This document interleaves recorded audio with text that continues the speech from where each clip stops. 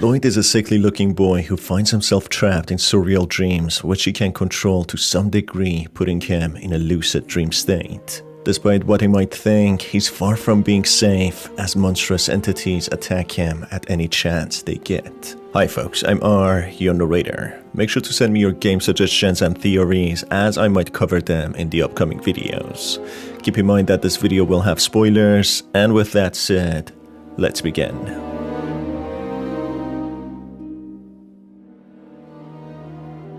Darq is about a pale, bald, skinny, almost sickly-looking boy called Lloyd who explores different surreal worlds which he only accesses through sleeping. Hence why it's believed and confirmed by the description of the game that Lloyd, in fact, is trapped in a state of lucid dreaming. There's a constant, however, in all of the varied dreams, an interior of a house which resembles Victorian or World War II era technology and furniture, with either end walls of the house being destroyed, exposing the interior with framed structures. Every time Lloyd travels to the dream world, he sleeps on the bed inside this mysterious house, which splits his astral existence from his physical existence. But something we will learn much later in the game is that despite what it appears, the house itself is another layer of this boy's dream world, or in other words, his mind, which seems to be a safe space where he can depart from. It's never revealed how this boy truly looks like or what his conditions are in the real world, leaving us with personal speculations and theories. Even though the game plays as a side-scroller, a very unique feature that adds to the surrealism of the entire experience and the story is the ability of the boy changing the center of gravity of the world, the orientation and direction of his paths, and even phasing in and out of different alternate realities which interact with each other.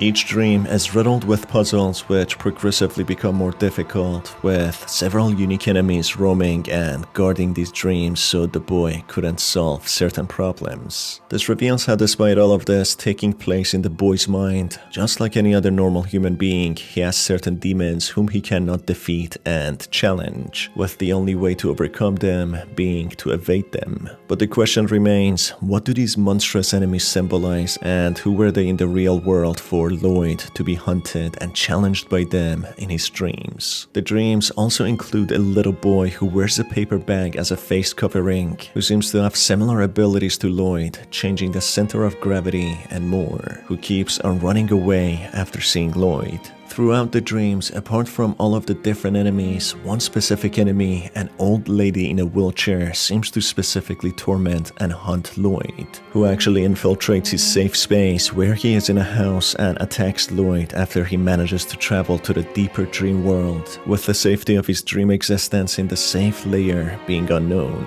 In the final dream, Lloyd has a face-off with many enemies while being chased by the woman in the wheelchair, which he manages to escape while the dream world starts to crumble, reaching a final door which opens with blinding white light, emitting heart monitor machine sounds with a final sound of baby cries being heard, ending the story. Or at least that would be the main story until we get to the DLCs.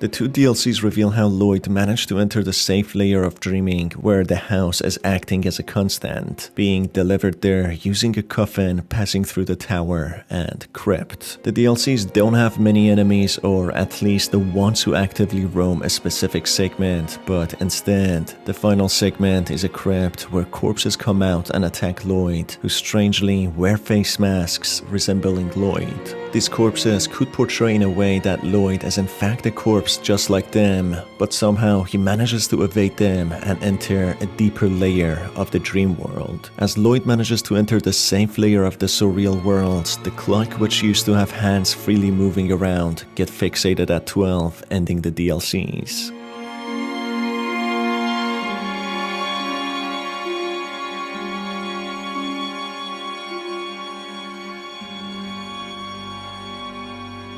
Okay, there's a lot to cover here with so many convoluted symbolisms, so let's dive in a little deeper.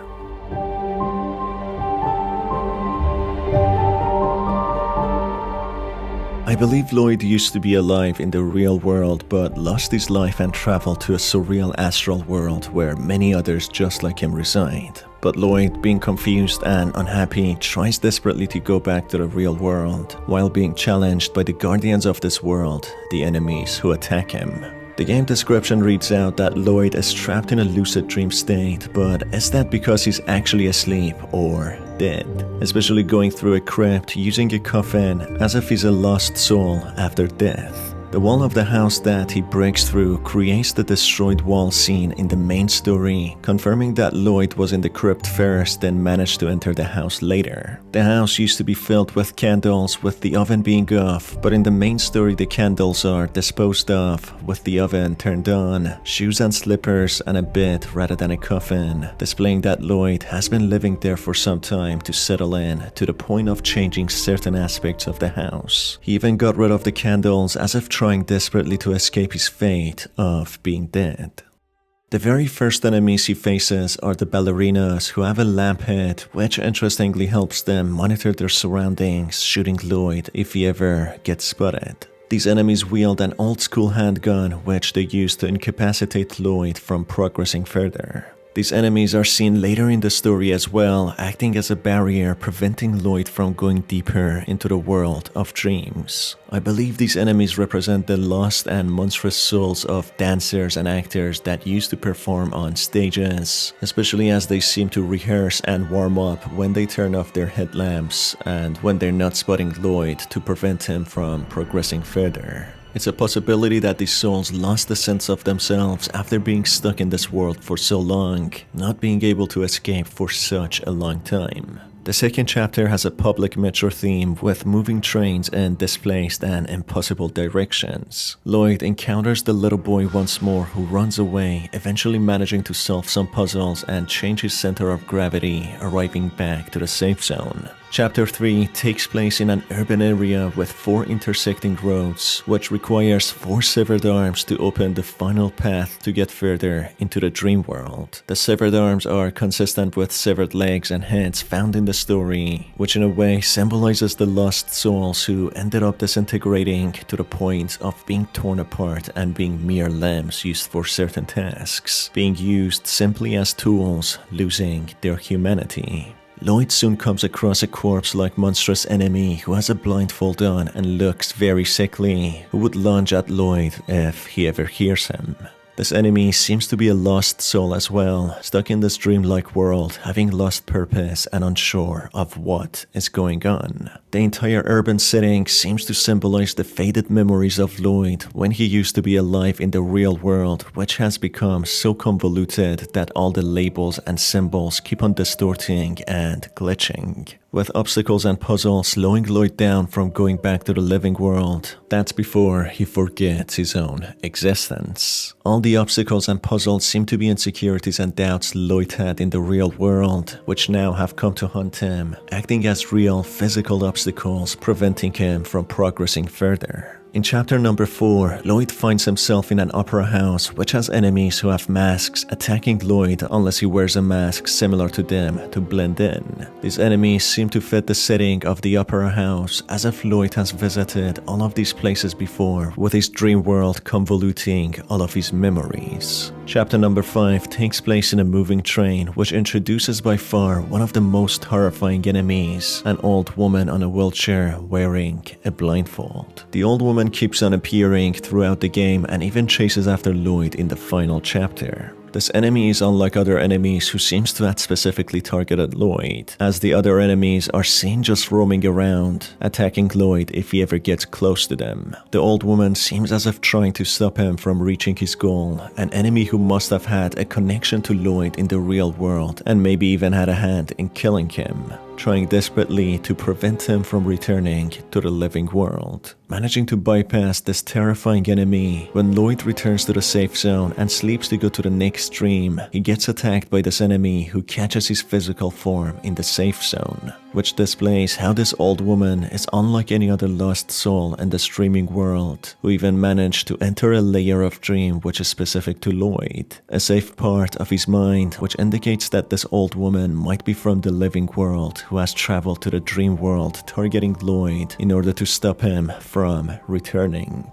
In chapter number 6, Lloyd encounters 2 severed legs which he will need to use as tools to operate an elevator with an emergency sign above it, as if indicating that this chapter is taking place in a hospital setting. Interestingly, the old woman is sitting on a wheelchair in a different orientation watching Lloyd, indicating how Lloyd is now under her observation. One specific cool enemy design in this chapter is the plague mask wearing enemy who incapacitates Lloyd telekinetically. This enemy seems to be a figment of Lloyd's memory, representing a doctor who didn't treat him very well. Managing to finally find the severed legs, Lloyd operates the elevator, moving directly into chapter number 7, as it seems his body in the safe zone is compromised. Chapter number 7 takes place in a cave where Lloyd runs away from the old woman, while Lloyd observes the boy with paper bag mask also running towards the direction that he's headed. The ballerina and blindfolded enemies are also present here, all trying to prevent Lloyd from reaching his goal. Managing to bypass all of them,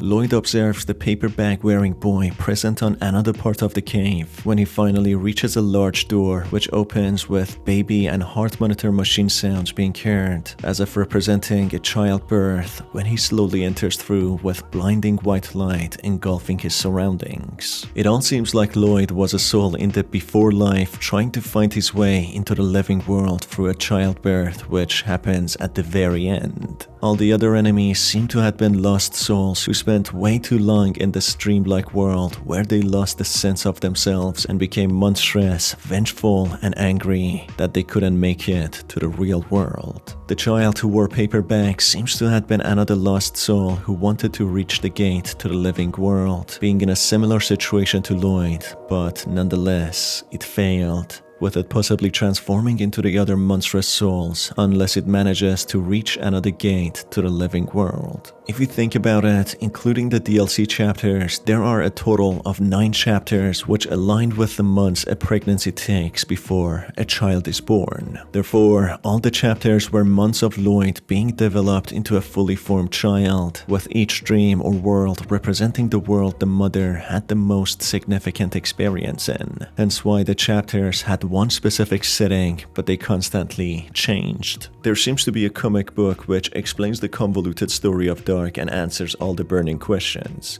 Keep tuned, as I've bought the comic and will cover it in the next video.